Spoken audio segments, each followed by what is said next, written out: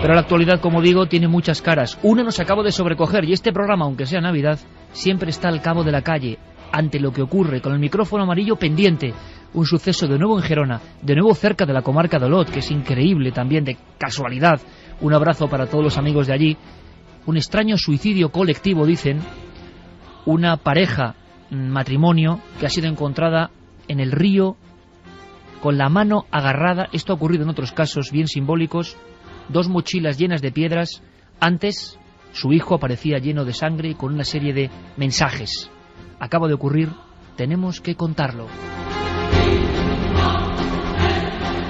Por fortuna otros temas serán mucho más amables, como esa misteriosa, decimos, estela, esa especie de señal en los cielos que marcó un tiempo. Carmen, buenas noches, feliz Navidad. Buenas madrugadas, Iker, feliz Navidad. Javier Sierra, feliz Navidad. Feliz Navidad, Iker. Santiago Camacho, feliz Navidad. Feliz Navidad, feliz Brumalia y salve al sol invicto. Pues muchísimas gracias, porque yo creo que todo el público ahora mismo está diciendo, bueno, ¿qué va a ocurrir en este programa? Pues va a ocurrir algo muy especial. Saludos también para Fermín Agustí, para Carlos Largo, para Noel Calero, para Coque Peinado, feliz Navidad, para Eva, la compañera, la esposa de Javier Sierra, que nos acompaña aquí. Feliz Navidad, Eva. Feliz Navidad, Iker. Estamos todos juntos, el roscón navideño y misterioso, por supuesto, aquí presente, pero hoy hay una cosa muy importante. Estamos en directo, es Navidad. Vamos a hacer una cosa que ya hicimos, Carmen, hace mucho tiempo, hace unos 8 años, yo creo, y que tuvo una aceptación. Los oyentes que hoy estén en casa, que pueden llamar por teléfono, yo creo que se van a sorprender, porque no es habitual.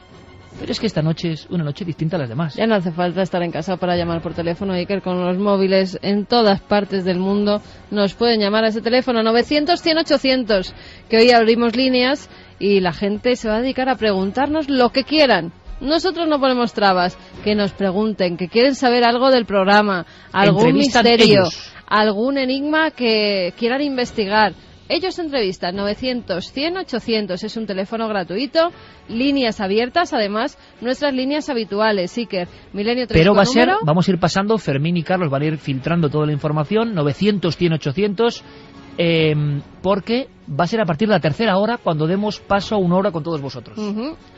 Vamos con las líneas también habituales, Iker, para sus preguntas, sus comentarios, milenio3 con número, @cadenaser.com, nuestro 27699, palabra clave milenio, espacio vuestros mensajes, y tenemos la encuesta también en ikerjimenez.com.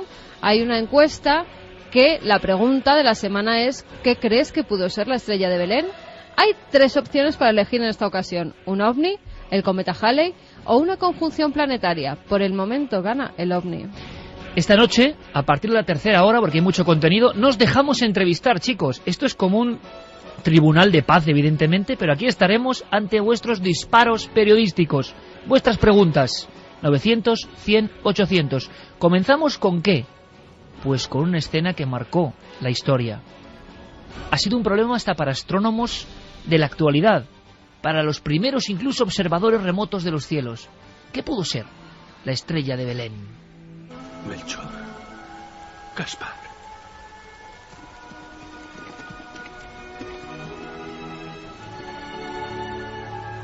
Una estrella se alzará desde la tierra de Israel.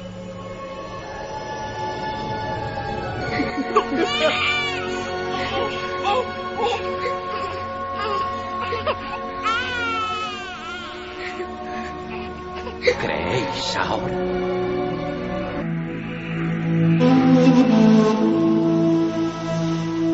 1:19. ¿Creéis ahora qué será la estrella de Belén?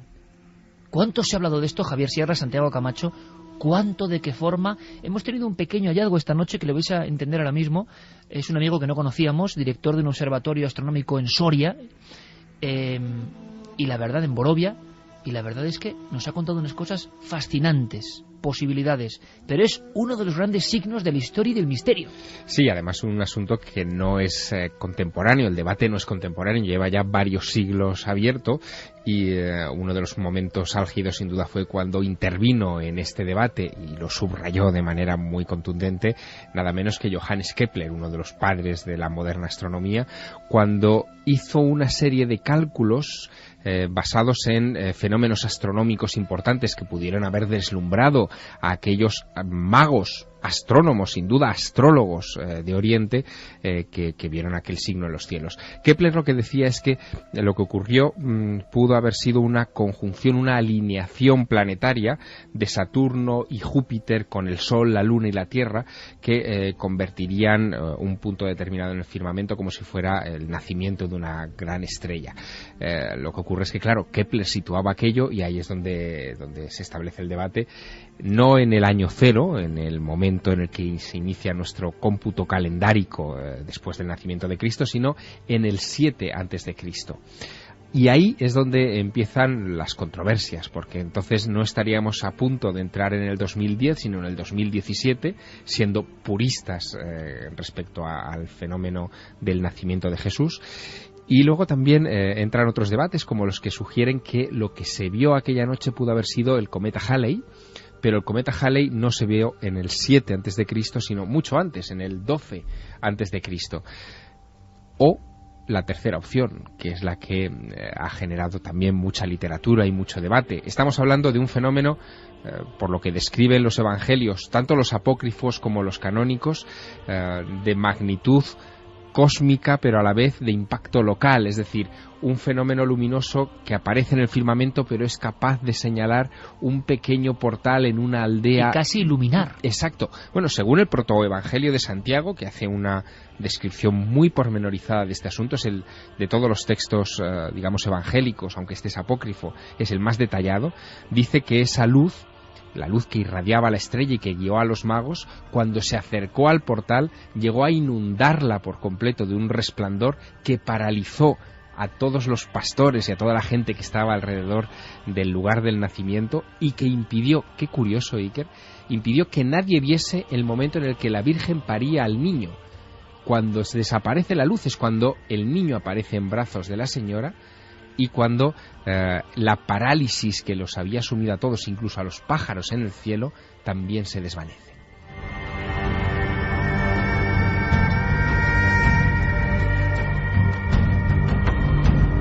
¡Wow! Vaya escena, vaya viñeta. Aquí el maestro Javier Sierra, que ni en Navidad descansa, dándonos escenas que ahora todos hemos vivido absolutamente sobrecogidos.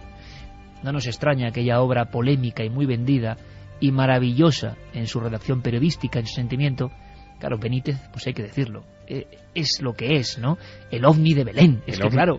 Claro, bueno, el ovni de Belén desde luego marcó un antes y un después en la aproximación a estas cosas, porque él en realidad, lo que hizo Juanjo fue hacerse eco de una aproximación que llevaba ya años en el candelero. Fíjate que en el 56, y el libro del ovni de Belén es del 83, si mal no recuerdo, bueno, en el 56 se publica en los Estados Unidos un libro que ya antecede evidentemente a estas ideas, que se recuerda muy poco y que es UFOs and the Bible, los ovnis y la Biblia, de Morris K. Jessup, que es un personaje, en fin, que luego veremos implicado en otras cuestiones como el experimento Filadelfia. Y en ese libro de Morris K. Jessup, él analiza tanto episodios del Antiguo Testamento como del Nuevo Testamento bajo la óptica de la ufología. Por primera vez, siendo muy polémico, claro, descubre que la Biblia está llena de ese tipo de referencias, pero no solamente la Biblia, también el Mahabharata, los Puranas, y por ejemplo también descubre una cosa muy llamativa, y es que igual que la Biblia está llena de ovnis, en el Corán no hay ninguno. No hay descripciones de ese tipo de objetos luminosos tan claras como las que pueda aparecer. Claro, la gran en la pregunta Biblia. es ¿por qué? Vamos nosotros en la Estrella de Belén ahora mismo, las 4 cuestiones para intentar descifrar uno de los mayores misterios de los cielos y la historia de todos los tiempos eran, Carmen, en la encuesta. Hay 3 posibles respuestas: un ovni, el cometa Halley o una conjunción planetaria. Y la pregunta era, ¿qué crees que pudo ser la Estrella de Belén? Santi, ahora me vas a contar qué es, por ejemplo, para los amantes del misterio, lo que más puede llamar la atención, incluso del aspecto de la propia Estrella de Belén. Si te parece, vamos a escuchar a un especialista. Tenemos otro amigo a la espera. Este es Alberto Jiménez, director del Observatorio de Borovia en Soria, historiador y director de un observatorio astronómico, una conjunción perfecta. Y muy brevemente nos va a dar lo que la astronomía piensa quizá ahora mismo para poder aportar datos de ese misterio que ocurrió pues casi una noche como esta. Al margen de estas consideraciones, pues siempre puede especularse, como digo, y se ha especulado a lo largo de la historia, porque este quizá es uno de los problemas de la astronomía más antiguos que se han tratado desde épocas, ya saben, los primeros cristianos ya hablaron de la estrella de Belén, pero sobre todo, fijaos, un personaje, un astrónomo importante como Kepler, Johannes Kepler, en 1614, ya abordó el tema. Él propuso, de hecho, una de las teorías que más éxito ha tenido para explicar esto de la estrella de Belén, que hizo unos cálculos y llegó a la conclusión de que por aquella época hubo una conjunción entre los planetas Júpiter y Saturno, y que esta conjunción planetaria, es decir, que los planetas se encontraban bastante cerca uno del otro, esta conjunción planetaria podía ser lo que los magos habían visto. Bueno, haciendo los cálculos de esta conjunción, sucedería sobre el año 7 antes de nuestra era. Bien, esta conjunción de Júpiter-Saturno, por otra parte, ha sido criticada porque no debió ser muy espectacular, con lo cual, pues bueno, como sea un evento que algo que indicara este nacimiento de Jesús, quedaría un poco flojo.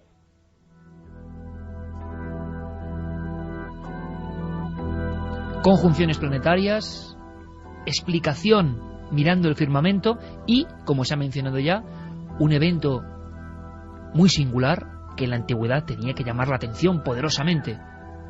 Un cometa. Alberto nos habla de antiquísimos documentos de otras culturas que se acercaron a esa hipótesis del cometa alumbrando el portal de Belén. Y por último, quizás la que más se puede ajustar incluso a lo que conocemos un poco de estrella de Belén, es algo que aparece en las crónicas chinas y coreanas, una referencia concretamente, hay dos concretamente, en el año 5 antes de nuestra era y en el año 4 antes de nuestra era. Se refieren ambas crónicas, china y coreana, en aquellas fechas, a la aparición de una nova o cometa. Bueno, bien, ellos no distinguían muy bien una nova de un cometa en su propia caligrafía, es decir, que parece ser que denominaban de la misma forma una cosa u otra, no tienen nada que ver. Comentar que, bueno, pues quizás el tema del cometa habría también que dejarlo, soslayarlo a un segundo plano por una razón, y es que los cometas han representado históricamente algo maligno, una presunción de que traían desgracias, de que traía la muerte. Entonces no es quizá la figura más adecuada para anunciar la venida de un Mesías. De alguna forma, ahora mismo, en millones de casas en todo el mundo, en belenes, en diferentes formatos y materiales, está representado un enigma físico, porque nadie ha sabido qué es la estrella de Belén. Para los amantes del misterio, un icono que no sé, Santi, qué es lo que más te llama la atención, quizá de la forma, quizá de las representaciones, quizá de lo que supuestamente ejecutó en los cielos. Pues quizá todo y sobre todo tal vez la divergencia de las versiones. Porque, claro, decía nuestro contertulio, con razón, que efectivamente una conjunción no es un fenómeno celeste llamativo. En teoría, los magos eran astrónomos. Tenía que ser llamativo para ellos. Es decir, algo que no fuera corriente en los cielos, pero que a lo mejor, quién sabe, podía pasar completamente desapercibido para ojos profanos. En cualquier caso, sí que puedo añadir dos posibilidades más a nuestra encuesta. Y es que el astrónomo británico David Clarke, en la revista de la Royal Astronomical Society, publicó hace tiempo un reportaje muy interesante sobre la presencia, precisamente de lo que hablábamos hace un momento, de una supernova en el año 5 a.C. en la constelación de Capricornio.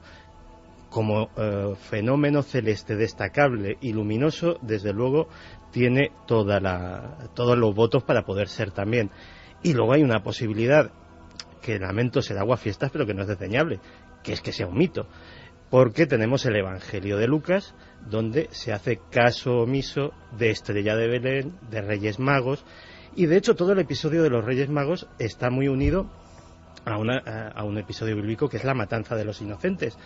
Pues bien, Flavio Josefo, que precisamente los que defienden la existencia histórica de Jesús, es una de las anclas que cogen, y que es un hombre que hace una descripción minuciosísima de las atrocidades de Herodes, entre otras cosas, pues no refleja tal matanza de los inocentes, con lo cual caben esas dos posibilidades extras a las que ya comentábamos, que fuera una supernova o que no fuera. 1:30. Pido un poco de paciencia porque evidentemente hacía 8 años que no abríamos las líneas telefónicas en Milenio 3 y desde el minuto 1 tanto Fermín como Carlos pues bueno, están ahí tomando buena nota de las líneas, así que paciencia, que seguro que hay tiempo para muchísimas cosas, que si sale la cosa bien repetiremos. 900, 100, 800. Intentad ser muy breves para que os tomen nota Fermín y Carlos, y todo lo que podamos hacer y el tiempo que dé, pues debate con vosotros abierto. Incorporamos, Javier, a alguien más a esta mesa, evidentemente a nuestro guía en asuntos astronómicos, director del Observatorio de Almadén de la Plata y director de la Asociación Astronómica Española, Miguel Gilarte. ¡Feliz Navidad! Buenas noches, feliz Navidad a todos. Oye, la estrella de Belén, que ha llamado la atención poderosamente de astrónomos desde que empezó esta ciencia, ¿no? Y este casi arte. Todos sabían que fue algo excepcional. Yo no sé si es ir a bocajarro, preguntarte por tu opinión personal. ¿Qué piensas que pudo ser aquel acontecimiento? Hombre, mira, primero tendríamos que saber si lo que se dice en la Biblia sobre la estrella de Belén es un testimonio real, o fue escrito para engrandecer el nacimiento de Cristo, ¿no? Aunque no ocurriera. En aquella época era muy común que se relacionara el nacimiento o muerte de un personaje con algún acontecimiento astronómico, ¿no? Por ejemplo, Julio César, ¿no? Que nació bajo el signo de una nueva estrella y murió bajo la presencia de un cometa. Bueno, en la fecha del nacimiento de Cristo, y digo la fecha porque no la conocemos con exactitud, hubo muchas señales en el cielo que podemos interpretar de diferentes formas. Pero yo creo que aquí hay dos cosas claves. Primero, que es saber cuándo nació Jesucristo. Y segundo, quiénes eran estos magos. Yo creo que estos dos temas son fundamentales para saber qué ocurrió en el cielo en la época del nacimiento de Jesucristo. Y ocurrieron cosas, evidentemente. Porque todavía no se puede saber, nadie sabe a ciencia cierta la identidad de esos magos, ¿no? Nadie se ha especulado mucho, pero nadie ha logrado dar una respuesta concreta, ¿no? Hombre, mira, fuera lo que fuese la estrella de Belén, tuvo que ser un acontecimiento resplandeciente, ¿no? Para despertar el interés de los magos, ¿no? Pero no lo suficientemente brillante el acontecimiento para los ciudadanos en general. Es decir, un acontecimiento que para los astrónomos puede ser espectacular y poco común, ¿no? Pero para los demás ciudadanos puede pasar desapercibido, ¿no? Los magos en realidad no eran astrólogos o brujos, sino eran hombres sabios y sacerdotes de ciencia que conocían bien el cielo y los acontecimientos que podían ocurrir en el futuro, ¿no? Los magos, que no son reyes, que la Biblia en ningún momento habla de reyes magos, ni siquiera da sus nombres, o sea, no tienen nombre estos magos, ni siquiera el número. Sabemos que, bueno, no a ciencia cierta, pero posiblemente procedían de Irán, ¿no? Posiblemente. Pero no tenemos muchos más datos sobre estos magos, no hay más. Todo es una invención a posteriori, ¿no? Por ello los datos son muy escasos. Por ejemplo, en el siglo IV los teólogos Orígenes y Tertuliano escriben que son 3 los Reyes Magos, y hasta el siglo VIII no se les da nombre, ¿no? De Melchor, Gaspar y Baltasar, y el título de Reyes Magos se le da en el siglo III, ¿no? Ya que la Iglesia, pues bueno, no veía con buenos ojos que unos magos adoraran a Jesús, ¿no? Pero tenemos muy pocos datos sobre estos magos, ¿no? No solo sobre la estrella, sino sobre los magos. Javier. Sí, Miguel, buenas noches. Buenas noches. Yo quería preguntarte, sabiendo que los astrónomos de todas las épocas tienen una costumbre que, bueno, en fin, hay que aplaudir, desde luego desde nuestra óptica de mentes del siglo XXI, y es tomar nota rigurosa de todo lo que pasa en los cielos, si nos retrotraemos a las fechas aproximadas del nacimiento de Cristo, o del supuesto nacimiento de Jesús, ¿ocurrió algo que esté en otras crónicas no cristianas en los cielos? Es decir, ¿hay algún acontecimiento astronómico en torno a esas fechas que merezca la pena ser considerado? Claro, por eso te digo que primero tenemos que saber la fecha, para decirte, bueno, pues ocurrió tal o cual cosa, ¿no?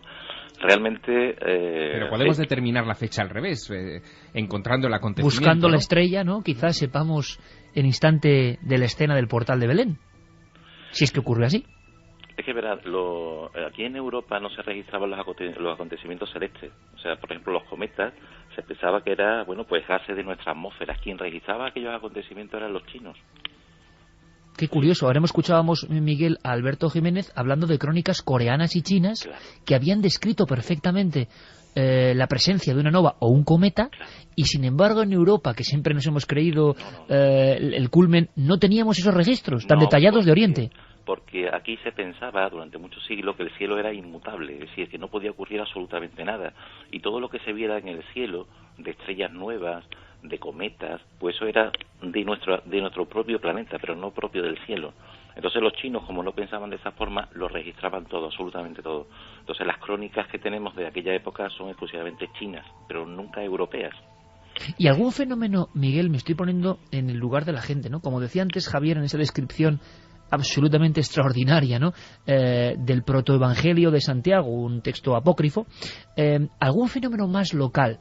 Me estoy refiriendo no a fenómenos celestes visibles en prácticamente una gran parte de la Tierra, sino un fenómeno más tipo rayo en bola o cuestión más próxima al suelo incluso, porque así se detalla incluso en las obras artísticas, ¿no? Una visión de una especie de esfera o de gran estrella con una gran cola y próxima al suelo. ¿Hay algún fenómeno astronómico o atmosférico que provoque esa estampa de la estrella de Belén y quizá pudiera darnos alguna pista? Hombre, concretamente ese fenómeno no. Aquí lo que se está hablando son de, como he dicho antes, de conjunciones planetarias, de cometas, no de supernovas, sino de novas, que es otro tipo de estrellas. Las novas son estrellas variables, que algunas veces pues se iluminan muchísimo y están visibles durante algunos meses, pero no supernovas. Las supernovas están perfectamente identificadas por las crónicas chinas, y una supernova es un objeto tan extremadamente brillante, normalmente, que incluso en ocasiones se puede ver de día. Pero esto es un acontecimiento que ocurre cada muchísimo tiempo, ¿no? La última, pues quiero recordar que fue en el año 1604, la última supernova. Pero aquí lo que se refiere a la Biblia es un acontecimiento, si fue así, si fue real, a un acontecimiento celeste. Es decir, algo ocurrió en el cielo. Y entonces lo que tenemos que determinar es con exactitud la fecha del nacimiento de Cristo, ¿no? Entonces, bueno, pues... que es un gran problema. Bueno, pero tenemos datos, ¿no? De la infancia de Jesucristo solo sabemos por los evangelios de San Mateo y San Lucas, ¿no? Como habéis dicho.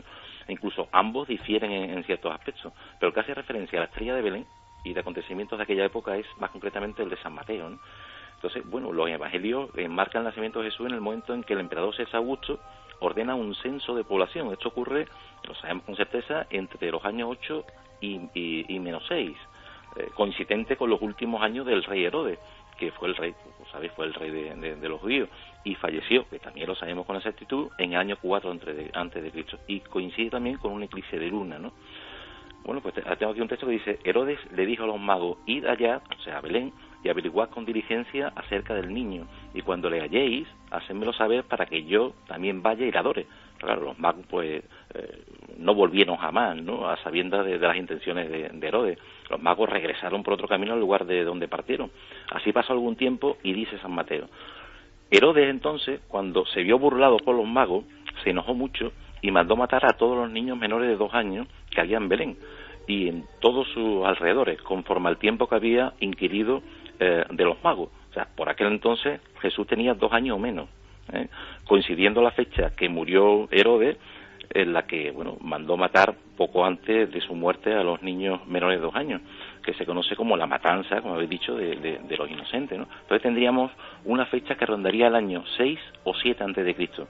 Y en esa fecha, Miguel, mucha gente está escribiéndonos. Ahora veremos cómo va la encuesta y qué dice el público soberano, qué piensan, cómo está la cuestión, ¿no? Tan dividida en un asunto tan curioso y tan nuestro, ¿no? Y tan dentro de nuestra genética, al margen de las creencias de cada uno, en nuestra genética y en nuestro inconsciente colectivo durante un par de milenios, ¿no?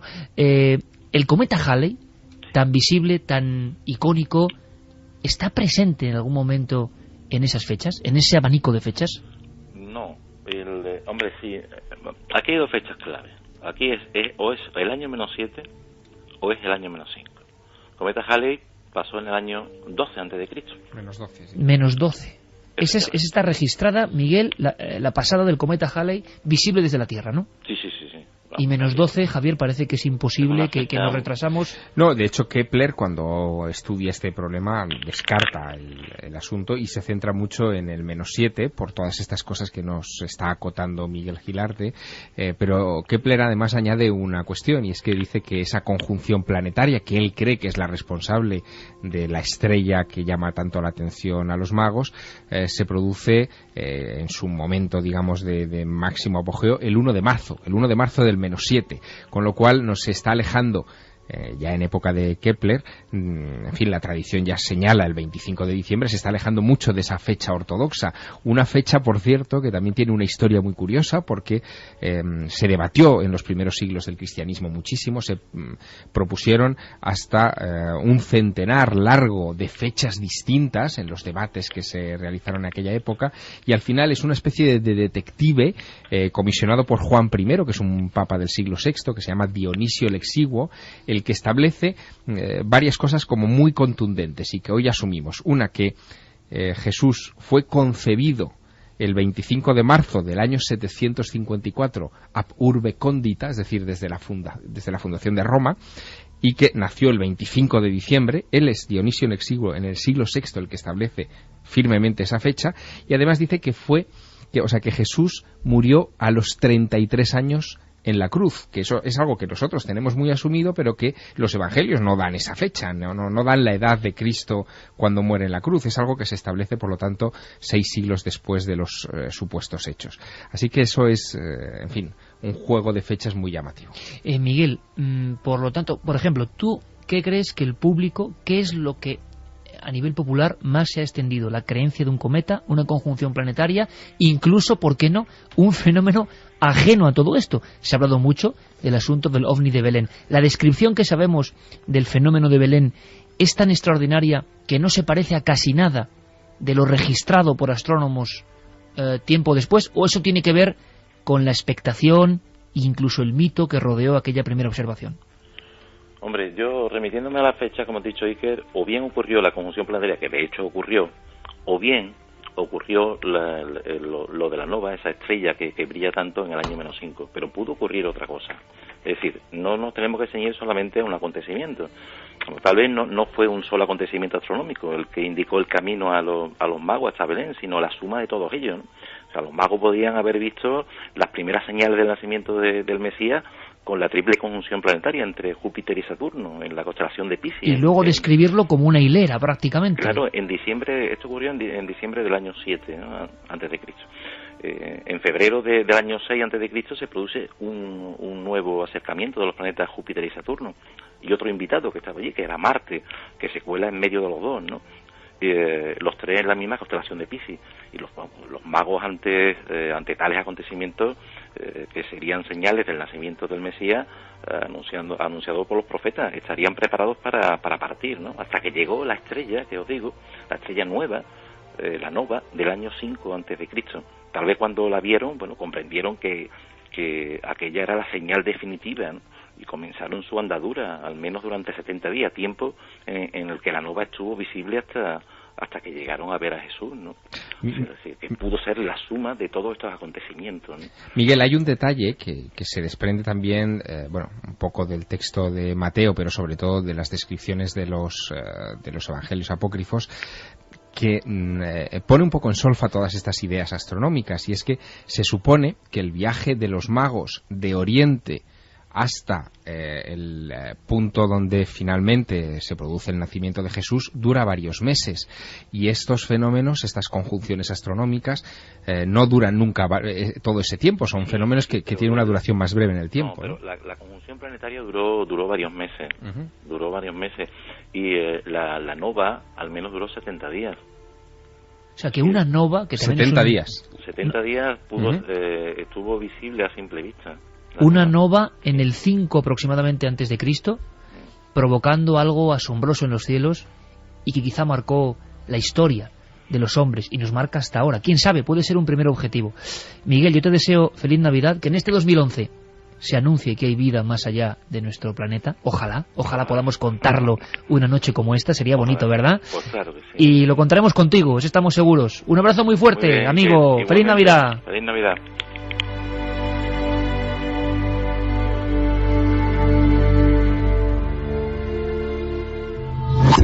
3.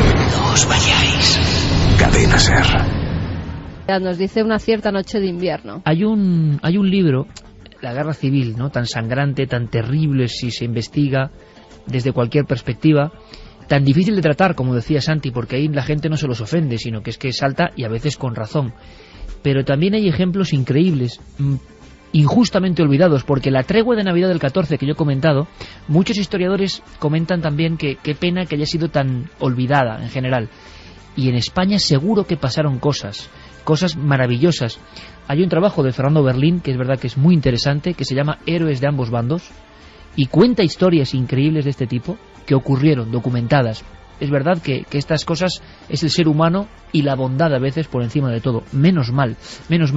Pero no deja de ser cierto, Santi, Javier, que la historia de la propia guerra civil, toda la historia, está llena de signos en los cielos, incluso antes, como si fueran signos premonitorios de algo que iba a ocurrir. Fíjate que con esta historia de la tregua de Navidad me estaba acordando de una cosa que escuché en la carrera. Yo estudié publicidad y un profesor nos estaba intentando explicar cómo hay signos, lenguajes que los llevamos tan implícitos en nuestro código genético que son universales. Y contaba la historia de un soldado norteamericano que cayó en una trinchera y se encontró a un alemán herido. En el fragor de la batalla lo primero que iba a hacer era clavarle su bayoneta, pero el soldado alemán hizo un acto que solamente con eso le disparó ese código de protección, de humanidad, digámoslo así, y es que le ofreció un trozo de pan. Al extenderle ese trozo de pan, automáticamente esa agresividad se borró. Compartieron el pan y lo hizo su prisionero. ¿Y si fuera un meteorito? ¿Y si fue Jesús un extraterrestre que dejó un ovni? Bueno, es que muchas personas han creído, Jehová fue un cosmonauta, Ricardo Santander Batalla, un clásico bestseller de la Sudamérica de los años 70, y esa visión que muchos explican como una transformación de los códigos de la religión, pues en vez de con ángeles, con cosmonaves, ¿no? Se ha hablado mucho de eso, nadie ha podido probar nada, pero es una de las grandes teorías casi religiosas del siglo XX y XXI. Juan Alberto desde Madrid nos dice, curioso lo de la estrella, los Reyes Magos fueron gente de Mesopotamia, expertos en astrología, estarían acostumbrados a ver cometas, pero este debió de llamar especialmente su atención. Curioso, ¿no? Aunque hay que decir que la gente de Mesopotamia no era la gente de 3000 años antes, aún más impresionante de Mesopotamia. La Mesopotamia del siglo I no era la misma, pero bueno, tenían un conocimiento increíble heredado también, ¿no? A ver, y pensemos que lo que hacen esos magos, este es un punto que no se subraya demasiado, pero que para mí es clave, lo que hicieron estos magos fue trazar una ruta, trazar un viaje. Es decir, que no es aquello de ver un fenómeno en el firmamento y dejar constancia escrita, sino que aquella estrella les estaba marcando una dirección. Y si les estaba marcando una dirección, y no hay que reflexionar demasiado para pensar o llegar a esta conclusión, es que esa estrella se movía.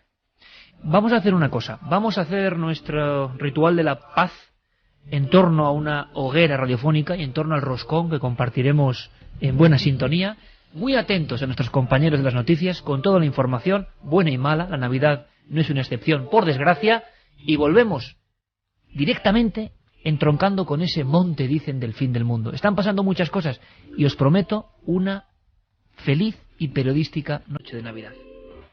El monte Bugarach, un monte enclavado en una zona de poder, una zona que se ha hecho muy famosa en los últimos 10 años más o menos, sobre todo a raíz del impacto mundial del Código da Vinci, un pequeño pueblecito, Rennes-le-Château, una serie de códigos más o menos extraños, hay que decirlo, teorías, legajos, escritos, que ubicaban en él ciertas cosas. Aparece incluso el nombre de un mago, como Julio Verne. Monte Bugarach. ¿Por qué vuelve a la actualidad una noche como esta? Recuerdo... Ha dicho que en esa fecha el ejército... Está pasando en estos mismos días. El ejército tiene que estar allí porque va a haber una revuelta muy grande, que es un pueblecito pequeño, tiene 189 habitantes, no llega a 200 habitantes, y que está viendo cómo continuamente llega gente, a algunos se refiere extraños, gente esotérica, dice él en algunas declaraciones, que hacen extraños rituales en el monte. Gente que además asegura haber visto objetos volantes no identificados, que asegura que hay una base extraterrestre dentro del monte, que las naves están esperando allí a los elegidos para llevárselos en esa fecha, cuando se produzca el apocalipsis. Tan solo algunos de los elegidos que estén en ese monte serán subidos en esas naves y llevados a otro planeta, salvados. Sería la forma de salvar a parte de la humanidad. ¿Y cómo es el monte Bugarak? Fotografía. Yo lo recuerdo con unas casas, con unos carámbanos impresionantes, con una soledad total. No me imaginaba este bullir de una década de personas que buscan algo. No es el único lugar. Me vienen a la mente, según repaso los teletipos, lugares que también he pisado, y hemos pisado aquí. Garabandal, el suelo más caro posiblemente en un tiempo de España, la gente construyendo casas porque iba a ser el fin del mundo. Un 13 de abril del año 95, yo estaba allí. 15.000 personas iban a ser arrebatadas por un cometa o fenómeno celeste. La bandera americana, el pueblo transformado, rural como Bugarak, Capilla del Monte, Argentina. Mitos sobre extraterrestres, ciudades subterráneas, mensajes del fin del mundo, y las personas vendiendo todo para estar en ese lugar. Y luego, cuando falla la profecía, ¿cómo es este monte? Pues el monte Bugarak es una singularidad dentro del departamento del Aude francés, es ese departamento del suroeste de Francia, muy famoso internacionalmente por ser el país cátaro, la tierra de los castillos de esos herejes medievales que se atrevieron a, en fin, desafiar a la Roma vaticana y que se granjearon la primera cruzada de la historia contra los propios cristianos. Pero sobre todo el Bugarak es una especie de roca parecida a Montserrat en su imagen, es decir, de muchos riscos de piedra difíciles de escalar, que se han convertido con el correr de estos últimos años en un pequeño desafío para los senderistas y también en un pequeño gran desafío para los seguidores de los misterios. Citabas a Julio Verne, y es verdad que Julio Verne fue un personaje que pasó por allí y se inspiró, al parecer, eso cuentan algunos expertos en la figura de este escritor francés, en esa montaña, para escribir su viaje al centro de la Tierra, que el volcán que él describe en Islandia en realidad no existe, y se inspiró en esa montaña para hacer el viaje del profesor Lidenbrock al interior del planeta. Bueno, dicen que también Spielberg se inspiró en esa montaña para hacer Encuentros a la tercera fase. Pero mientras que de Spielberg no hay ninguna prueba, es decir, no hay ninguna evidencia de que ni siquiera hubiera estado en ese lugar, y él no lo menciona en sus escritos y en ninguna parte de la documentación que ha adjuntado de la novela, ni en el libro, de la película, ni en el libro que él escribió sobre la película. En el caso de Julio Verne sí hay un detalle muy curioso. Él escribió una novela, no Viaje al centro de la Tierra, sino otra mucho menos conocida, que se llama Clovis d'Ardentor.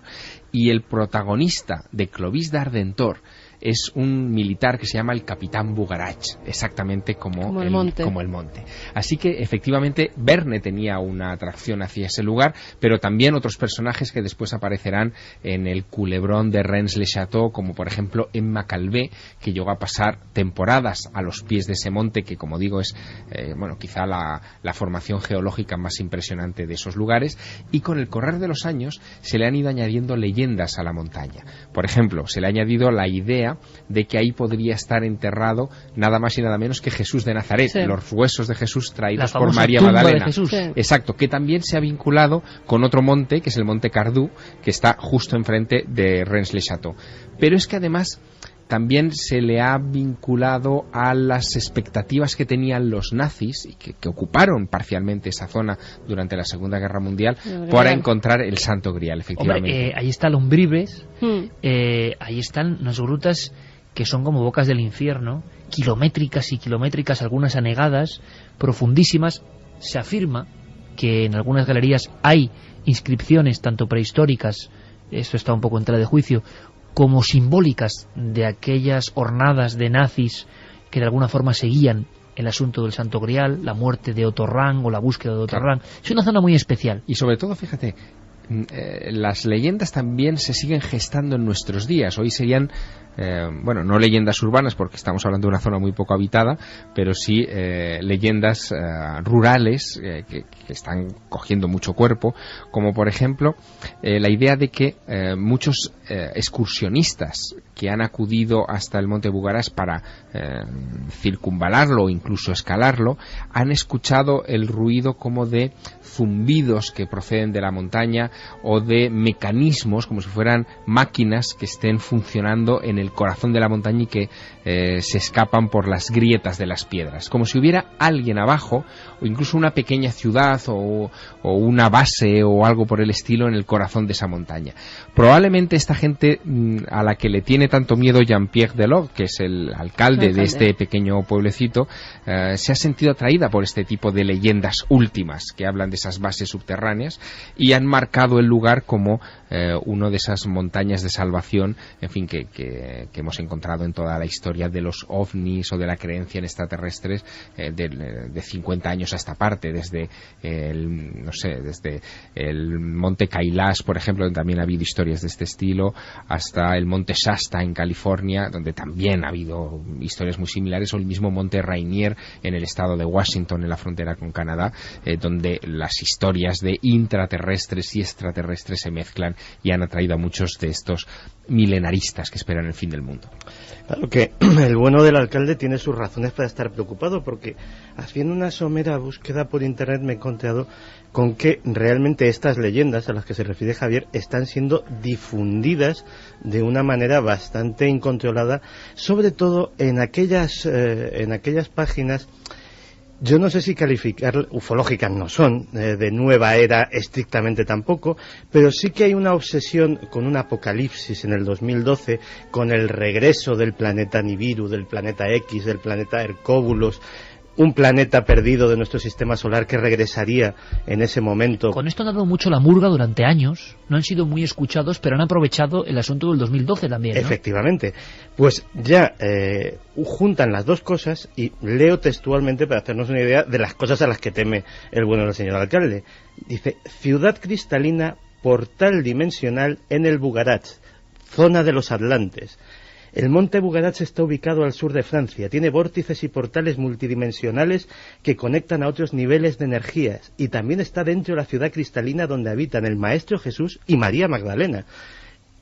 Y hay miles de personas que siguen este tipo de mensajes y buenamente, en su buena fe, los creen. No me extraña que se esté convirtiendo en un lugar de peregrinaje. Lo que habrá que ver es qué pasa de aquí al 2012. Claro, allí solo hay un centro de excursionistas, al menos la última vez que yo estuve, apenas había un refugio, cómodo y amplio, pero quizá para 40 o 50 personas. Porque es un lugar diminuto, realmente. Claro, es un pueblo muy pequeño y tiene, digamos que ese refugio estacional que se abre solamente en los meses de primavera y verano para los que quieran recorrer esa zona, que es muy agradable y hermosísima, pero claro, no están preparados para una avalancha en invierno. Estaríamos hablando de que ellos temen que la zona se inunde de gente de todo el mundo, pero sobre todo de los Estados Unidos, en diciembre de 2012. Allí no hay capacidad para sostener a 10.000 personas que aparezcan de repente. No la hay, ni en el Monte Bugarás ni en los pueblos cercanos, porque la zona no da para mucho. Carreteras peligrosísimas, por cierto. Exactamente. Es decir, no hay una infraestructura que permita... Pero hay más, 10, 20, 30.000 personas en un estado emocional muy delicado que estarán en ese momento, con lo cual los altercados de todo tipo pueden ser graves. Podemos estar hablando desde inmolaciones masivas, histerias colectivas, estampidas. Ya se están preparando, y ya hay desde páginas web de Estados Unidos que están vendiendo viajes para Bugarach, para que la gente organizados para ir allí, a talleres sobre objetos volantes no identificados, a talleres de meditación, a talleres de oración en el monte. O sea que debe de haber ya un grupo establecido allí que es el que se hace cargo de todos los visitantes que llegan intentando contactar, con extraterrestres para algunos, con una divinidad para otros, o con la energía del monte Bugarach. Pero que ahora el icono del 2012 es caldo de cultivo perfecto, imán perfecto para muchas cosas que antes no enganchaban o cohesionaban a grupos más o menos marginales o de teorías un poco delirantes o no, y ahora esta llamada global en el inconsciente colectivo de que en el 2012 va a ocurrir algo, que yo pienso que no va a ocurrir nada y ojalá sea algo bueno, pero en fin, tal y como va el mundo, pero mucha gente lo cree y lo tiene ahí constantemente rumiándolo, y entonces está ahí viendo un despertar, ¿no?, de esta especie de criptogrupos. Sí, Nos además sorprende que vayan allí a un lugar. Yo recuerdo cuando estuve en Garabandal, vuelvo a decirlo, 13 de abril del 95, Cantabria, corazón de España, y en un pequeño monte me encuentro 15.000 personas, niños que habían sacado de los hospitales sus propios padres, niños ascendiendo por un camino intransitable de roca pura, conocéis el lugar, roca pura, y subiéndolos con el gotero del suero, porque estaban convencidos de que una especie de estrella iba a inundar al monte y que solamente los que estuviesen en esa especie de área iban a ser arrebatados y salvos. Vi personas y entrevisté a personas que venían de otros países que lo habían vendido todo. Habían vendido todo para las 8 de la tarde del 13 de abril. Quizá algunos estén escuchando ahora. Mira, no estaría mal que conectasen con el 900-100-800 luego en la tercera hora de debate o entrevista mutua, ¿no? Gente que estuvo en aquel fin del mundo. Y en un momento dado, como decía Santi, y esto es peligroso, yo recuerdo que hubo gente que empezó a tener espasmos. La Guardia Civil estaba muy inquieta porque las circunstancias del monte de Garabandal es que son peligrosas, no hay salidas de emergencia, está todo casi sin asfaltar, o estaba en aquel momento, y la subida a los pinos de las famosas apariciones de las niñas es un auténtico calvario, nunca mejor dicho. Y de pronto algunas personas empiezan a tener espasmos y a hablar mirando a la lejanía del cielo, y la gente casi aturullándose en grupos de un lado a otro. Yo recuerdo que estaba con un micrófono y había una americana, Jamie Garzan, que empezó a hablar con la Virgen, trasladando un mensaje poco antes de las 8 de la tarde, la señal. Imaginaos para 15.000 personas que estaban esperando el fin del mundo y creían, y gente con poder adquisitivo, no estamos hablando solo de marginales, ni mucho menos. ¿Qué tensión se produce alrededor cuando una mujer empieza a hablar como que es la Virgen en ese instante preciso? Quedaban unos 7 minutos para las 8 de la tarde. Yo le puse el micrófono y recuerdo, como uno de los momentos más terroríficos de mi vida, que las personas, agolpándose a mi espalda, empezaron a decir: a la Virgen no le gustan los micrófonos, a la Virgen no le gustan los micrófonos, acercándose cada vez más a mí, que yo cumplía con mi trabajo. Quiero decir con esto, no pasó nada por fortuna, pero sí, en pero un si instante, les da, te pueden linchar en ese momento de histeria colectiva. Exactamente, la histeria colectiva y la emoción colectiva que se puede producir en uno de estos escenarios es peligrosa. La gran pregunta, ¿el alcalde está moviendo esto a favor, en contra? ¿Es publicidad? No parece una publicidad muy sana, ¿no? No es una publicidad, desde luego, nada sana para el lugar, porque se supone que se está convirtiendo, según el alcalde, en meca de visionarios. Visionarios que llevan dinero, también por otra parte. Sí, pero a mí me da la impresión de que ha sido una reacción exagerada por parte del alcalde, que esto no va a llegar a nada. Ahora bien, si llega, la lección también la tenemos aprendida, porque esto no es la primera vez que sucede, ni muchísimo menos. Y aunque olvidamos que estas cosas han pasado ya antes, hay incluso estudios, y algunos de ellos son auténticas tesis doctorales sobre lo que ocurre. Festinger. Exacto, Leon Festinger escribe un libro que se llama When Prophecy Fails, en 1956, cuando falla la profecía. 56, es cuando falla la profecía. Sí, pero se refiere a un hecho que ocurrió el 21, qué curioso, 21 de diciembre de 1954. Cuando una visionaria llamada Marian Dorothy anuncia que los seres del planeta Clarión van a llegar a la Tierra, van a rescatar a los elegidos que se reúnan en un punto concreto y que serán recogidos por una gigantesca nave nodriza. El esquema no es muy distinto a lo que se está contando ahora del Bugarás.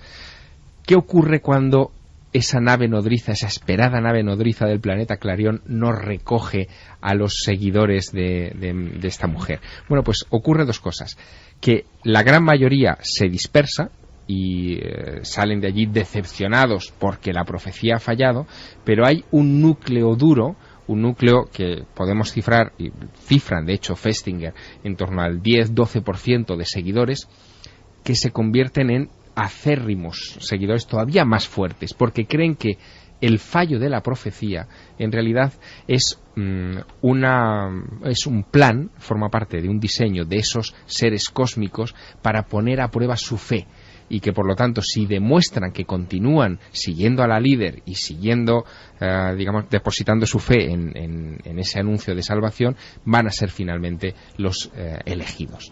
y eso los convierte automáticamente en todavía más fanáticos y por lo tanto también en muchos aspectos más se peligrosos. Se autoconvencen ellos, casi siempre. En este caso en Garabandal era lo mismo. No había acudido porque al final tenía que ser Conchita la que tenía que haber anunciado que era la fecha exacta y Conchita no había dicho nada. Bueno, cada uno se autoconvence de lo que quiere ver, oír y de lo que quiere hacer, y en estos casos pasa lo mismo. No han venido, bueno, será porque tenemos que orar más o tenemos que portarnos mejor o porque la vidente de turno lo tiene que anunciar.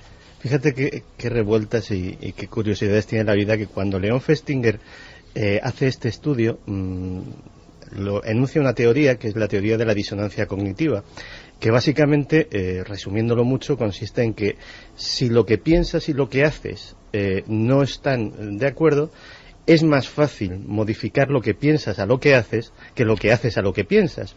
Pues eso que Leon Festinger lo enuncia basándose en una secta, luego ha sido utilizado por infinidad de sectas destructivas para adoctrinar ya de una forma científica a sus seguidores, lo cual no deja de ser una ironía increíble, ¿no? Podríamos hacer un ranking incluso, no sé si de montes o de lugares del fin del mundo. Hay búnkers que se han hecho en diferentes entornos, incluido el territorio español, para personas, grupos, sectas, adoradores de ovnis y cuestiones religiosas que esperaban, no precisamente el 2012, pero sí otros finales de los tiempos que no llegaron. La propia estructura, el diseño de estos lugares, lo que motivó su construcción, yo creo que es una historia increíble, alucinante y real, física. Bueno, yo creo que influye mucho también la orografía, el hecho de que sea un lugar dramático, muy llamativo, que no tenga nada que ver con el entorno. Y estoy pensando, por ejemplo, en España, tú decías ahora que otros lugares podían ser así. Pues, por ejemplo, el Puig Campana, en Denia, en Alicante, ¿no? Es uno de esos montes llamativos porque tienen poco parentesco con la orografía de su alrededor y que ha generado muchísimos mitos y ha atraído a mucha gente, que creía en los ovnis, que creía en los ángeles, que esperaban apocalipsis y es normal que eso ocurra, o Montserrat, ¿no? Esvedra en Ibiza. Esvedra en Ibiza, es decir que ese tipo de lugar sí se podría establecer ese ranking de puntos magnéticos, ¿no? Magnéticos al menos para el inconsciente colectivo. O para anidar en torno a ellos esas ideas recurrentes en el ser humano de que llega un final, ¿no? Pero de hecho ahora mismo hay más de uno. O sea, estaba precisamente a raíz de este caso viendo que en Yucatán, en una localidad que se llama Sul, se ha establecido un grupo de 150 familias italianas que pertenecen a una secta desconocida que se autodenomina Las Águilas, que han construido una verdadera ciudadela.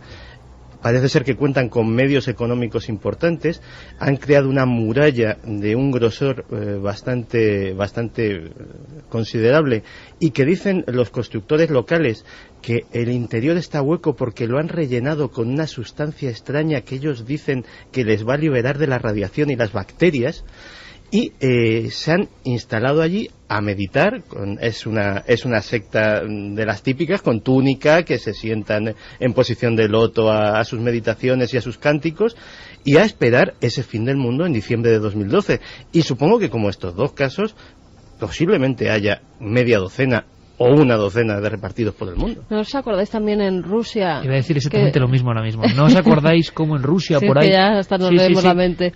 Es verdad, estaban bajo tierra con solo unas chimeneas por donde salía el humo de lo que cocinaban y al final tuvieron que sacarlos porque se iban a suicidar todos. Era una secta que además esperaba, ¿verdad?, después de suicidarse, que vinieran los extraterrestres también y se los llevaran. Yo creo que desde el final del año 99 no hemos tenido una fecha tan clave. Incluso el 2012 yo creo que supera en expectativas y da terror lo que puede pasar. Recordamos historias con incluso fiebre periodística en aquel momento, ¿no?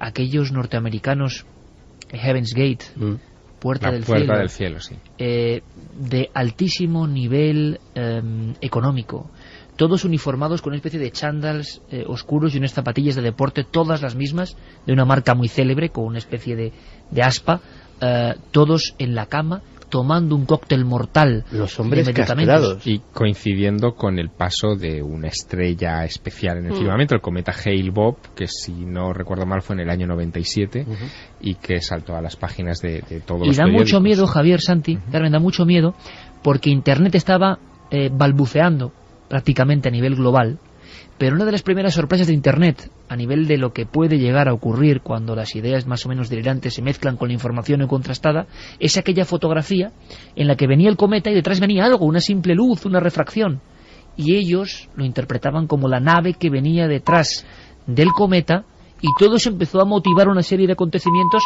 que, bueno, al final terminaron con aquel rancho, si no recuerdo mal, con las personas tumbadas en la cama, como muertos en vida. En San Diego, California. Pero con una especie de iconografía alrededor, de pose, que daba miedo. Algo que ya se esperaba, porque Marshall Applewhite, que era el líder de aquel grupo, ya había sido entrevistado, investigado y descrito como un mesías potencialmente peligroso que podía, en fin, acabar en una situación así muchos años antes por Jacques Vallée, es decir, no por un investigador cualquiera, sino que en uno de sus libros, no traducido por desgracia al español, que se llamaba Messengers of Deception, Mensajeros del Engaño, que es quizás su estudio fundamental sobre el caso de los contactados, hablaba de Bo y Bip, que es como se llamaba él y su compañera en aquel entonces, un hombre casi de dibujos animados en los años 50, y que también se habían convertido en una pareja de conferenciantes muy populares en la California de los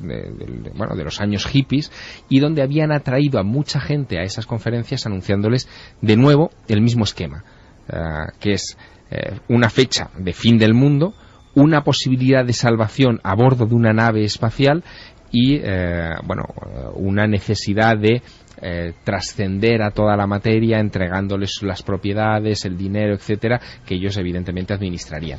Años después se repetiría un poco ese esquema, pero con el resultado de esta muerte, ¿no? Por cierto, que toda esta historia para nosotros en concreto tiene una moraleja importante, porque aquella historia de la nave que se escondía en la cola del Hale-Bopp precisamente fue muy difundida y muy dada a bombo y platillo por un popular programa de radio de nuestra misma temática en Estados Unidos, Coast to Coast.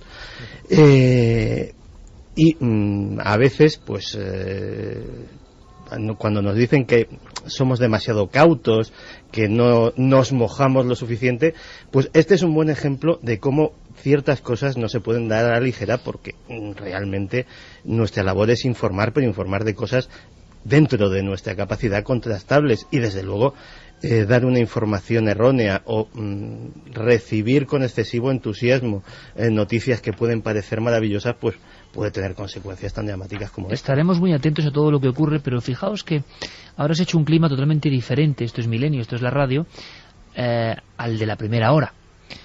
Ahora está la cosa un poco sórdida, y es ideal porque es así. Lo que ha ocurrido ahora mismo en Gerona nos deja sin palabras.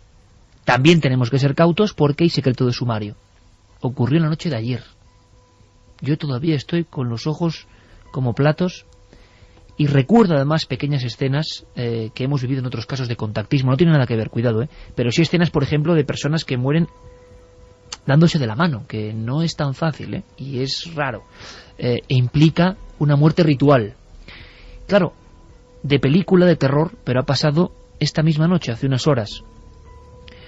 Vamos a escuchar la crónica, la última, porque está informando constantemente nuestra compañera en Gerona, Lluïsa Fuentes.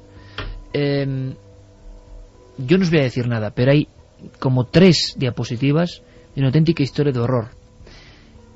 Es casualidad, absoluta casualidad, compañeros, pero no menos cierto ese cuando ocurría el asunto del celador de Olot, horrible, ¿no? Embajador de muerte, con 11 o 12 o no sé cuántas ya muertes implicadas en su labor, que era para sanar, y fue al revés. Yo mencioné que Olot, la comarca, es verdad que por desgracia, porque sabemos que hay oyentes y buena gente, por supuesto, pero como ocurre por la pura casualidad o el azar, se ha visto ese nombre unido a historias de crímenes, de secuestros, Bueno, digo esto, y a los 2 días o al día siguiente ocurre lo de este hombre que entra en la sucursal bancaria en Olot, mata a 2 personas, había matado a 2 en el trabajo, y ahora este caso es que es ahí al lado, en la comarca de Olot, cerca de la carretera de Olot. Cerquita. Bueno, escuchamos la crónica, compañeros, necesito vuestra opinión. Es un caso trágico, acaba de ocurrir en plena Nochebuena este drama. Los investigadores mantienen abiertas todas las hipótesis de este extraño suceso, pero la que tiene más fuerza, nos dicen, es la de que el matrimonio holandés habría matado a su hijo de 33 años y con una disminución psíquica, y después la pareja se habría suicidado tirándose al río Fluviá.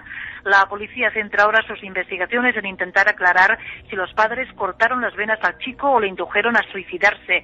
Según viene avanzando la cadena SER, entre los indicios que hacen pensar a los investigadores que en el caso del hijo se trataría de un homicidio está la sangre que encontraron en el coche que el matrimonio utilizó para desplazarse hasta la presa de Esponellá, desde donde se lanzaron al agua.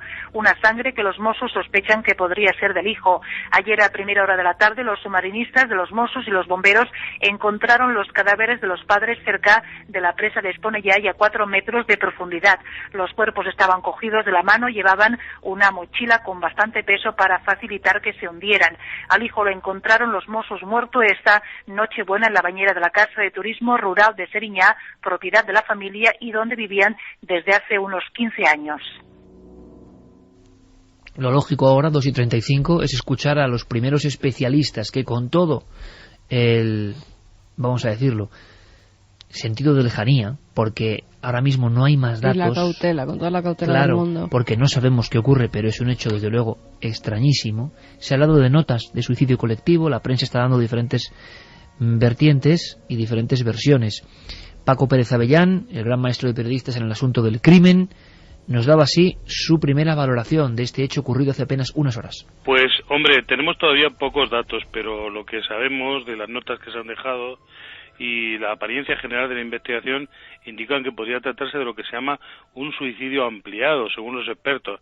Es decir, que alguien de la familia ha decidido que ya no puede seguir adelante por los motivos que sea y ha decidido no dejar a los miembros que él cree o que ella cree más débiles y por lo tanto decide emprenderla contra todos, ¿no? Es decir, hacer que la muerte de que no se le ve otra salida para él mismo o para ella mismo, pues tiene que ampliarse a los demás. Hipótesis más o menos convencional en este tipo de casos. Sin embargo, Vicente Garrido, profesor de Criminología, Universidad de Valencia, una autoridad mundial en este tipo de hechos de la investigación criminológica, va un poco más allá. Una muerte de este chico parece ser con sangre. Esto sería realmente muy poco habitual, ¿no? Porque normalmente se produce una muerte lo más indolora posible, porque lo que se intenta es mostrar cuidado y de hecho se mata porque no se le puede cuidar. Entonces se trataría de una muerte en realidad cuidada. El escenario tendría que haberse, digamos, tendría que haberse cuidado con determinados toques que revelaran el amor por parte de los padres y no tendría que haber sangre, ¿no? Porque eso siempre implica un acto pues de agresión, un acto de furia que es contrario justamente con ese sentimiento de cuidado del que estaba hablando. Y luego también la muerte tan complicada, ¿no? De tirarse al río con mochilas llenas de piedra, cuando hay fármacos que te pueden, o drogas, ¿verdad?, combinados que te pueden proporcionar la muerte, ¿no? Entonces, esta sería un poco mi lectura de la situación. Tendríamos que saber si los padres tenían algún problema, padecían alguna enfermedad, si había habido algún conflicto que se desconoce y que hubiera provocado entonces una reacción agresiva hacia el hijo y después, viendo la enormidad de lo que han hecho, que se hubieran suicidado. Todo esto son cosas que ahora mismo no sabemos y por consiguiente solo se puede conjeturar, ¿verdad? Noche terrorífica. Hay muchas nochebuenas, evidentemente, pero yo me estoy imaginando lo que estas 3 personas han vivido en esta Nochebuena hace apenas unas horas y me entran escalofríos. Imagínate el matrimonio de amigos holandeses que llegan a esa casa rural que regentaban sus amigos y ellos llegan invitados porque van a pasar la Nochebuena, la cena de Nochebuena con ellos, y lo que se encuentran es al hijo en la silla de ruedas, en el baño, con heridas provocadas por un arma blanca y, según apuntan pues los primeros informes de la prensa, con varias notas en las que se habla de un posible suicidio Dicen colectivo. Notas alrededor del cuerpo, además. Notas alrededor del cuerpo. Ellos son los que dan la voz de alarma a los Mossos de Escuadra, que van allí y se hacen cargo de la investigación, porque también habían descubierto como un reguero de sangre que venía o entraba a la casa o salía de la casa. Y no solo eso, el chico tenía problemas de autismo y además normalmente entre semana no estaba con sus padres. Simplemente había ido a pasar las fiestas con ellos porque él estaba en un centro especial donde le ha cuidado el resto de la semana. Se ha sabido también que esta familia, la familia Van Arkel, tiene otro hijo que no estaba en ese momento allí, que se ha debido enterar de la noticia por los medios de comunicación. Un chico que no tenía problemas, que al parecer tiene su familia, pero lo que no se sabe ahora, y por eso se ha decretado pues el secreto de sumario, es si ha habido un homicidio por parte de los padres y luego estos se han suicidado, o porque no se ha dicho tampoco dónde estaban las heridas provocadas por ese arma blanca, si se las podía haber hecho el mismo chico. Cortadas las venas, parece. O sí, pero es que se apunta que puede tener más. Entonces, está todo, todavía hasta que no empiecen a salir más datos, está todo muy en el aire.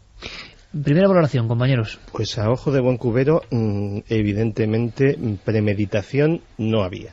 O sea, nadie se va a suicidar y invita a pasar la Nochebuena a unos amigos a casa. Pero por otro lado, si quieres Santi, que te descubran, sí. Eso sí. Pero por otro lado, Santi, muy interesante eso, porque las mochilas, el peso, dándose la mano, tirarse al río, saber en qué lugar del río y profundidad, todo eso parece que es un cálculo ya no casual, ¿no? Sí, la pieza disonante del todo efectivamente es la muerte del hijo, porque efectivamente, como muy bien ha apuntado Vicente Garrido, no es precisamente una muerte dulce, no es en lo que se piensa cuando intentas hacer algún tipo de eutanasia a un ser querido, librarle de una existencia difícil sin sus padres, etcétera, etcétera.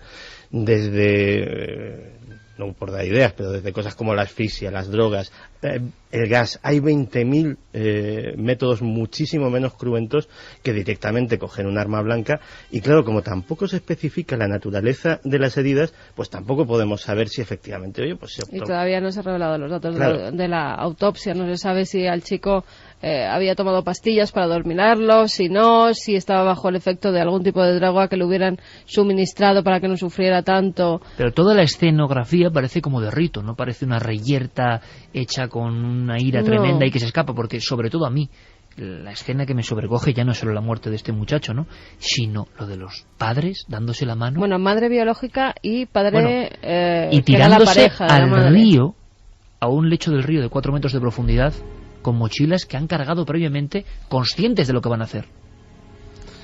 Es bastante singular todo este asunto, y como hay secreto de sumario alrededor, la verdad que nos faltan datos. Supongo que lo que la policía va a tratar de determinar en primerísima instancia es si los padres han asesinado a su hijo, es decir, si hay algún tipo de evidencia firme, huellas sobre la posible arma utilizada, la posible arma homicida de la que no se ha dicho absolutamente nada, en fin, cosas que demuestren que ellos estaban en la escena del crimen cuando se produjo esa muerte, porque a lo mejor nos estamos enfrentando a una cosa completamente distinta, a lo mejor nos estamos enfrentando, por especular, porque ahora mismo simplemente estamos especulando, a lo mejor nos estamos enfrentando a que los padres se encontraron ya al hijo asesinado y después tuvieron esa reacción. No sabemos. Creen que hay restos en el coche y todo de la sangre del chico. Es muy difícil hablar de un asunto así porque uno puede pronunciar cosas que no conoce. Claro, ahora mismo, está ocurriendo ahora. Es tremendo que pase una cosa de este tipo, que desde luego en España no conocemos hechos similares, pero sí que ha salido a relucir un término, autismo, poco conocido. Las primeras versiones de la prensa, repito, hablan del sufrimiento de los padres a veces con hijos autistas. Nosotros hace no mucho tiempo, ¿verdad, Eva? ¿Verdad, Javier? ¿Verdad, Carmen? Teníamos una conversación apasionante en las entrañas de Toledo, nocturno, sobre el autismo, con un especialista, con un gran amigo. Porque, claro, yo, por ejemplo, como ignorante que soy en casi todo, curioso de todo, pero muy ignorante, yo tenía la imagen del autismo sobre todo de Raymond, ¿no? De esa película que hizo popular el término, el autista que está muy próximo a la genialidad. Y sin embargo, el autismo es otro mundo, pero un mundo también con misterios. Mi buen amigo Luis Rodríguez Bausá me hablaba incluso de algún autista, bueno, uno solo, que vía ordenador salió de su mundo interno y se confesó por ordenador, y creo que ese documento, bueno, es todo para un programa, evidentemente, es absolutamente increíble, es como la voz del laberinto, ¿no? Desde dentro de ese mundo que no entendemos, en esta gente que a veces es genial, pues quiso hablar, quiso dar un grito. El autismo ahora aparecido en la prensa está saliendo como elemento que puede ser importante con unos padres que no aguantaban más, aunque siempre todo entre comillas. Luis Rodríguez Bausá, a las 2:44, querido amigo, buenas noches, feliz Navidad. Buenas noches y feliz Navidad a todos. Un tema de verdad triste, durísimo, que acaba de ocurrir y, como decimos, ese término surgía. Tú nos contaste cosas increíbles porque eres profesor de educación especial en la Universidad de Castilla-La Mancha, aparte de escritor, tus últimas obras sobre Toledo que tuvimos el honor de presentar, y conoces muy bien ese mundo, Luis. Vamos a ver, ¿ha habido algún caso parecido? Es lo primero y lógico, ¿no? ¿Tú conoces algún caso donde los padres hayan actuado de una forma tan tremenda o no hayan aguantado más con un niño que tuviese problemas de autismo? Pues verás que yo reitero una parte de lo que estabais todos comentando, y es que hay que ser extremadamente prudentes en este tipo de cuestiones, y más en una cuestión que afecta a tantas familias. A mí me parece que lo comentábamos también en aquella ocasión. Me da cierto coraje que en determinados tipos de trastornos, digamos, de orden esquizoide, psicótico, o trastornos parecidos al autismo, se estigmaticen por algunos pequeños casos, ¿no? Entonces, por eso insisto en que hay que tener mucho cuidado. No todos los esquizofrénicos son asesinos, y sin embargo esto es lo primero que salta habitualmente en las noticias. Es un error terrible de la prensa, y hay que dejarlo muy claro, Luis, y que no tenemos datos ahora mismo, pero simplemente como ese elemento surgía, un muchacho en silla de ruedas, y se determina eso. Hay una cosa que es muy clara para aprender, Luis, que es que el autismo no es ni como yo creía la historia de Raymond, es mucho más complejo, hay muchos grados, y es un universo en sí mismo, ¿no? Sí, efectivamente. Es verdad que hay un porcentaje escaso, no llegan al 5%, de sujetos excepcionales que manejan o que están inmersos en una patología que podría encuadrarse dentro del espectro autista, pero son los menos, ¿no? El 95% de los casos pues son sujetos muy alejados de esta imagen que podemos tener fruto de algunas películas bien intencionadas pero muy alejadas de la realidad. El caso que tú mencionabas, que recuerdo que comentamos en aquella conversación, es el caso de un chico alemán que se llama Birger Selling, que era el único caso, junto con una mujer que pertenece al espectro autista, pero con un nivel mucho menor, que es Temple Grandin, que esta mujer también escribió un libro fantástico que se llama Atravesando las puertas del autismo, pero con la misma prudencia que os dije lo de antes, es que esta mujer no era una autista en el sentido más estricto, sino que tiene un síndrome, que es el síndrome de Asperger, que es como si fuera un autista de nivel alto. Entonces, por concretarte, es verdad que la visión que se puede tener del autismo está bastante mediatizada por lo que aparece en determinadas películas y que no suele coincidir con la realidad, ¿no? Los sujetos que forman parte del trastorno del espectro autista tienen una serie de alteraciones que son tremendas, que son gravísimas y que pueden ocasionar, y que de hecho así es, ocasionan un desgaste familiar, un desgaste en los hermanos y un desgaste en el entorno, que yo no conozco situaciones dramáticas, pero cuando yo trabajaba con autistas con cuadros profundos veías unas situaciones familiares tremendas. Pero al final, si los apoyos sociales son buenos, si el servicio educativo que se plantea con aquella criatura es el correcto y es el adecuado, y si se ofrecen las mínimas garantías de intervención desde el punto de vista terapéutico correcto, las cosas no suelen llegar a estos extremos, ¿no? Pues sí, es importante decirlo, Luis, claro, si tú no conoces, es importante, pero igual no tiene nada que ver. Es decir, el hecho de que el muchacho sea autista, lo fácil quizá, o lo que periodísticamente ha saltado de inmediato es, claro, 33 años, con problemas, padres, ya se mezcla una historia que a veces igual es demasiado aventurado, quizá no tiene nada que ver, porque hay un dato muy importante, Luis, no conocemos en España casos similares, eso ya es una referencia. No, yo no conozco, pero también es verdad que había que ver la situación familiar. Yo suelo comentar en la facultad que la sociedad se va a tener que enfrentar en breve a un problema que no se había planteado respecto a los... Voy a dejarlo simplemente en déficits intelectuales, y es que la mayoría de estas personas, por poner el ejemplo más conocido, las personas que tienen síndrome de Down, como envejecían muy prematuramente, a partir de los 40 años desarrollaban Alzheimer y tenían todas unas patologías asociadas físicas y unos problemas tan graves físicos, pues ninguno sobrevivía a sus padres, ¿no? O prácticamente ninguno. Por esa es la razón por la que es muy difícil ver a una persona que tenga síndrome de Down que sea anciana, porque, insisto, no sobreviven a los padres por desgracia tenían que enterrar a sus hijos, pero esto no va a pasar a partir de ahora. Quiero decir, los niños Down o con síndrome de Hurler o con síndrome de Turner o con trastornos del espectro autista que nacieron en la década de los 70 y de los 80 con los avances de la medicina, lo normal es que tengan una esperanza de vida bastante mayor. Entonces es muy posible que todos esos chicos, que son un número considerable, no olvidemos que en el caso que ahora estamos hablando de autismo se considera que son 4 o 5 de cada 10.000 nacidos vivos, que es un número a tener en cuenta.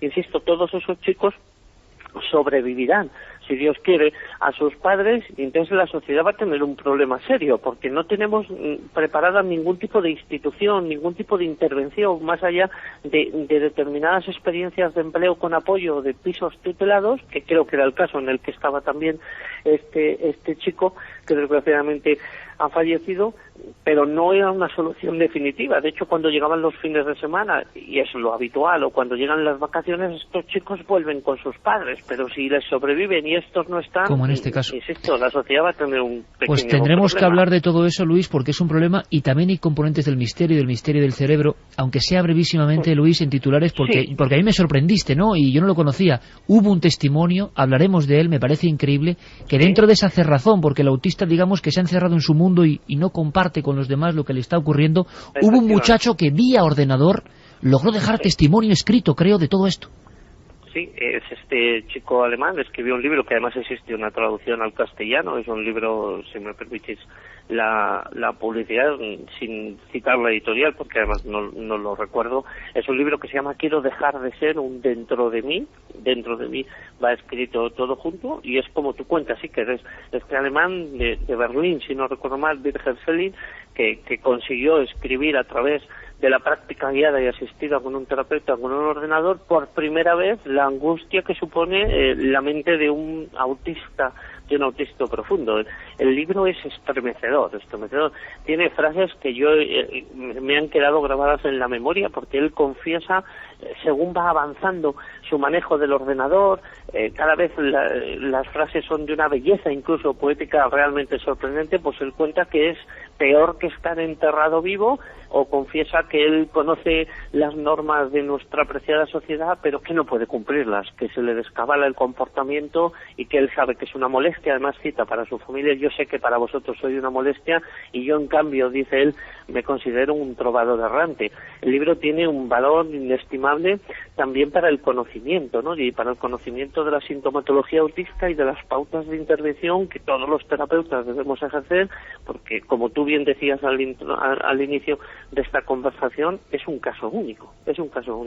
Pues Luis, hablaremos de todo eso. Gracias por enseñarnos cosas, gracias además porque no te lo pude decir en vivo, nos quedamos con esa sensación, tanto tuya como de tu compañera Laura, que hay gente absolutamente heroica, y que decirlo, no cualquiera puede valer para ayudar como vosotros hacéis, y nos quitamos el sombrero ante ejemplos como el vuestro. Un abrazo muy grande, Luis.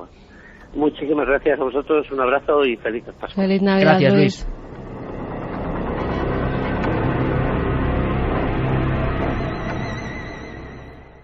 Si tenemos más datos los iremos dando. Nosotros somos un programa pegado permanentemente a la actualidad.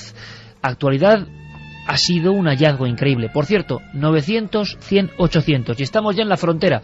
En apenas 7-10 minutillos vamos a estar ya siendo entrevistados por vosotros. Las cuestiones que os gusten, que siempre habéis querido preguntar sobre Milenio 3. Casos, me está contando Carlos Largo y Fermín Agustí, que están surgiendo algunos casos interesantísimos. O sea que yo creo que va a merecer mucho la pena.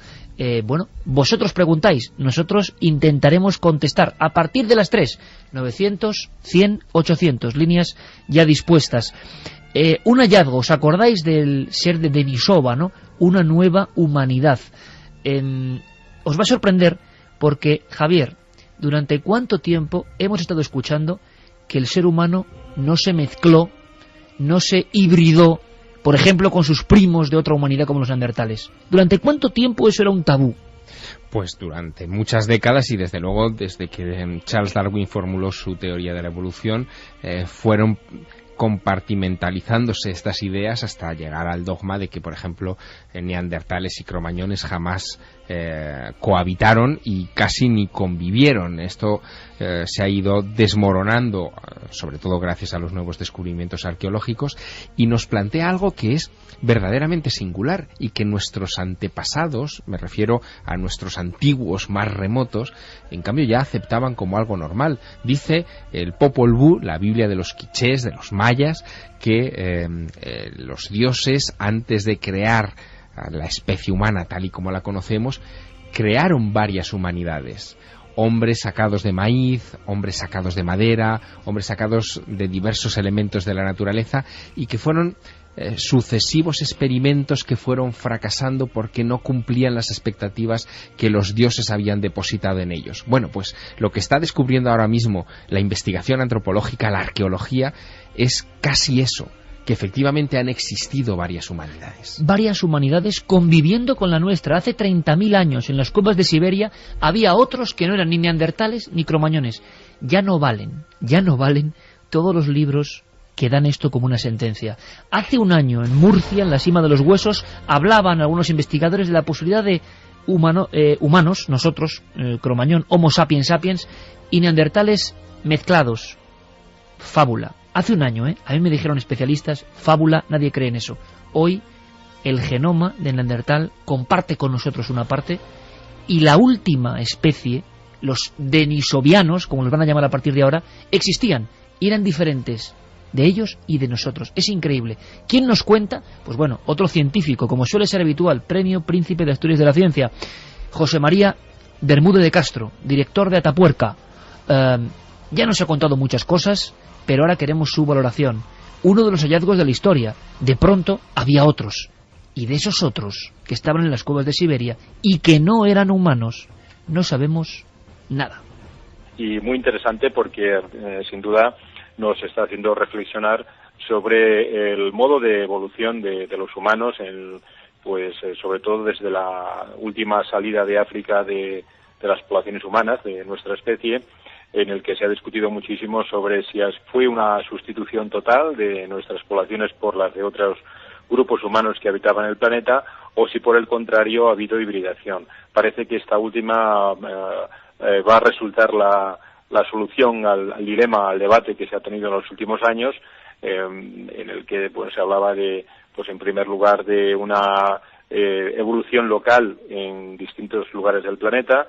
En segundo lugar se habló de una sustitución total, y ahora hay un modelo intermedio que yo creo que se va a ir aceptando por la comunidad científica, en la que los humanos modernos, sí, efectivamente salimos de África, pero no eliminamos por completo a todas las poblaciones, sino que es muy probable que tuviéramos distintos grados de mezcla con algunas de las poblaciones autóctonas que habitaban en el planeta en ese momento, tanto en África como en Eurasia.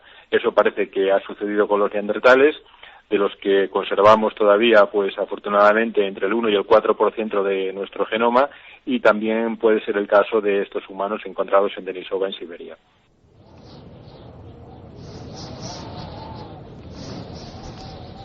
Así son las cosas. Hablamos de una de las máximas autoridades en esta materia. ¿Qué está pasando? Pues la maravilla de que lo dado por cierto, por dogmático, por ley, por norma, que a veces está muy bien, pero a veces estigmatiza a otros, resulta que no es tan fija, no es tan sólida, no es tan verdad. Todas las verdades parecen un poco tibias y de repente hay hallazgos que las echan por tierra. Ahora mismo, repito, yo tengo cientos de libros de antropología y de prehistoria y de evolución humana en mi casa, cientos. Con esta noticia yo sonreí y decía, la inmensa mayoría ya no valen desde su inicio. No es que no valgan, evidentemente claro que valen, pero eso de que exterminamos a los neandertales y solo convivimos nosotros los neandertales ya tiene un escollo más. Y qué extraña y maravillosa sensación es esa de creer tener las respuestas, y cuando ya hemos organizado todo el corpus dogmático alrededor de lo que creemos que ya sabemos, de repente ese castillo de naipes se desmorona y nos tenemos que volver a hacer las primeras preguntas. En este caso la primera pregunta es ¿qué pasó en este planeta hace unos cuantos miles de años para que de la vida surgiera la vida inteligente? ¿Cuál fue el salto? ¿Qué ocurrió? ¿Y por qué la vida inteligente se desmembró en tantas ramas simultáneas que convivieron y que estuvieron en este mundo a la vez? Bueno, pues igual tienes que responder ahora porque te lo preguntan. 900, 100, 800, vosotros sois los entrevistadores, después de las noticias.